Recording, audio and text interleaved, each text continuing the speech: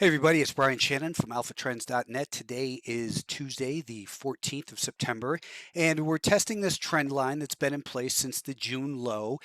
We are stuck below the volume weighted average price from that June low, and of course we have the declining 20-day moving average. 50 is advancing, and we're getting rid of this data from about 50 days ago in there. So kind of mixed message. We right now are back below the declining 5-day moving average. Yesterday in the SPY, we gapped lower.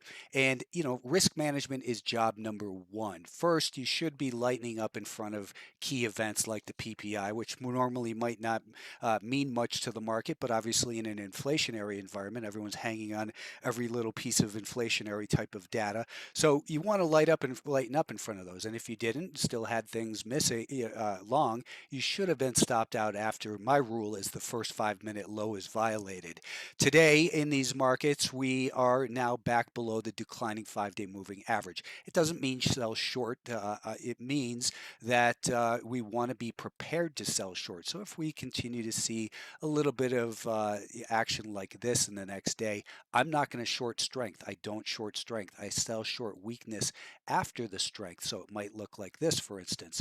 What this volume weighted average price since the CPI looks like, it might look like this and kind of try to hold as support. And then when and if that breaks, short here with a stop above that level. We would also have the 5-day moving average bearing down on it. We would have the volume weighted average price from the high of this month bearing down on it, as well as the volume weighted average price green from the low of this month. And we've got the volume weighted average price from the beginning of the month. That tells us from any of these points who has control.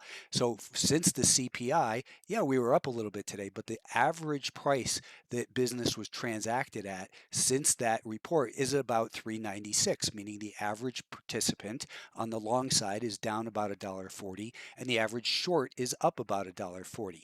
When we come down to key things like a trend line, we expect that they would have a little bit of a bounce and a little bit of a relief rally. And that's why, again, if you're selling short in here, you do so from the shorter term time frames.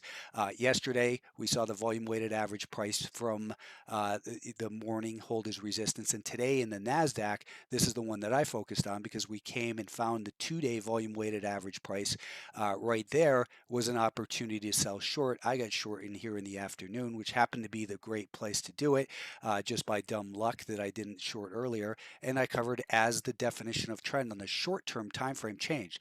We had this high, we had a lower high, we had this high. So I set my stop above that lower high and avoided giving back all my gains there. And that's the way, if you're going to day trade, you want to do so with discipline. This is what I had sketched out for subscribers on Monday night. Well, today's Wednesday, I guess.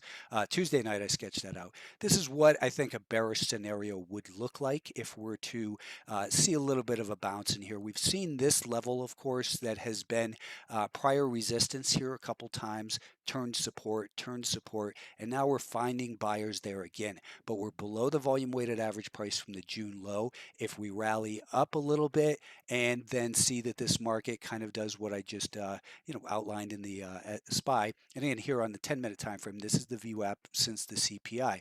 So now if we, let's say, pull back a little bit in the morning, break past this little resistance and that VWAP, then I think it's likely we get a continuation bounce higher, and maybe it holds on to those gains tomorrow, distributes on Friday, and then maybe Monday it starts to move lower as that 5-day moving average bears down on it. It's called anticipatory analysis, not reactive the way so many people tend to be focused. The Russell 2000 also bouncing right up to the volume weighted average price from the CPI. Perfect touches here midday and then later in the day here as well. We can see that on the 2-minute time frame.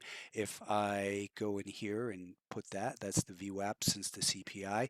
So again, perfect.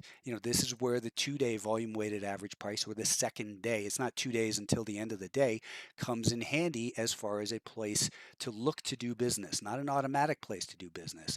The volume weighted average price from the low in the Russell was tested today, We bounce from there. So same story. Maybe we get a little bit of a bounce, perhaps up to the 20-day moving average and the VWAP off that peak, and then we break lower. The semiconductors have been the weakest group. They are below the low that we saw previously in the month. Today we probed just a little bit lower, sucked some late short sellers in, and then this is what I had outlined yesterday. For tomorrow, I think that again we've got, it might look confusing with these volume weighted average price levels, but again, this is from the CPI. This is from the high of the month. This blue one is the beginning of the month. The green is the low of the month. That black one is from Chairman Powell's speech. They are all above this market and they are all declining. So a likely area of supply that might not be overcome is in here. I'm not going to short there because it might continue to do this and recover. But if instead it does this and this VWAP comes looking like this, then I want to short here with a stop above that level. A lot of, once in a while people say, oh, nice hindsight analysis. That's complete horseshit. Everything I lay out here is looking forward a couple days if you pay attention. The biotechs are still, just kind of dead money in here right now. They're in this bigger range. You've got that declining 200-day moving average. If they don't scare you out, they'll wear you out. We still have the possibility of an inverted head and shoulders pattern, but it doesn't seem likely at this point. Financial stocks similarly broken as the energy names we mentioned last couple weeks have been below that declining 5-day moving average. Now they're back above it, and it looks like the buyers are back in control. It's their game to lose. That means you give the benefit of the doubt to the buyers, and you set your stop. Right now, your stop might be under here, or it might be under these lows. Tomorrow, I would say one idea to keep an eye on is FLNC. Here's an energy name that not a lot of people talk about. It does trade 1.1 million shares per day. Anyways, every day on Twitter, I've been doing a video of the SPY, the Qs, and the Russell 2000. These are under 2 minutes. If you're just following me on YouTube, I'm going to tell you over and over again, you're missing a tremendous amount of information. Today, I put AXSM on right here as the stock was 61.45. And again, follow me on Twitter, YouTube. It's good, but it's only a very small piece of what I do.